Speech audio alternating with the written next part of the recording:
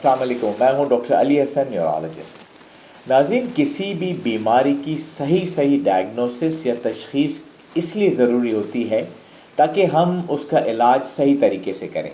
Migraine और tension headache कई दफ़ा बिल्कुल एक जैसे लगते हैं, यानी दोनों में जो सर दर्द होता है वो एपिसोडिक यानी आता जाता रहता है, और कई दफ़ा इन दोनों का इलाज बिल्कुल अलग होता है। इसलिए अगर आपको सर का दर्द है जो कि आता जाता रहता है और आप जानना चाहते हैं कि आपका सर दर्द माइग्रेन है या टेंशन हेडेक है, तो मैं आपको 10 फ़र्क और 10 पॉइंट्स बताऊंगा। आए देखते हैं कि कौन से वो पॉइंट्स हैं। नंबर 1, माइग्रेन जो है वो एक मौरूसी बीमारी है और ख़ानदान के अंदर एक से दूसरे फ़र्द में होती है, जबकि टेंशन हेडेक जो है वो मौरूसी बीमारी नहीं है।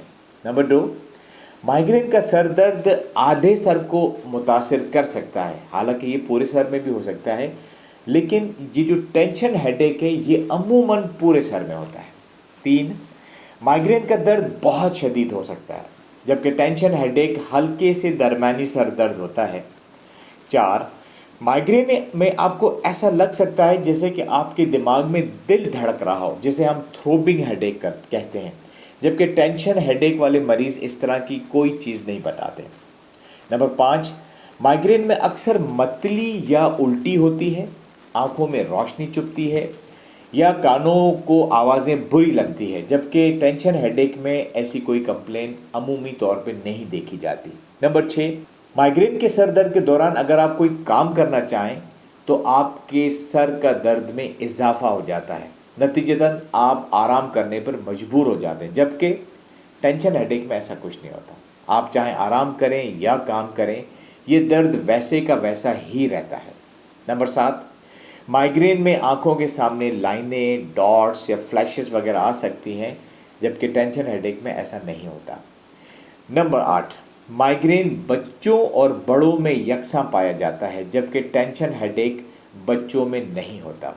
नंबर 9, टेंशन हेडेक में एक ख़ास बात ये होती है कि अगर आप अपने जबड़े, गर्दन, शोल्डर्स या सर को दबाएं तो ये दुखते हैं, ये टेंडर होते हैं, आपको दुखन का एहसास होता है।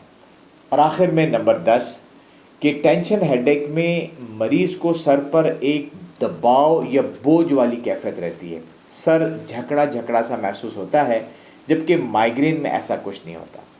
तो नाज़रीन, इन पॉइंट्स को जहन में रखते हुए आप और इवन हम भी माइग्रेन और टेंशन हेडेक के अंदर फ़र्क को रखते हुए हम डायग्नोस करते हैं। मैं यहाँ अपनी ये वीडियो ख़त्म करता हूँ। अगर आपका कोई इस बीमारी से मुतालिक कोई सवाल है तो कमेंट सेक्शन में ज़रूर पूछिए। अपना ख्याल रखिएगा और अपने प्यारों का भी। अल्लाह हाफ़िज़।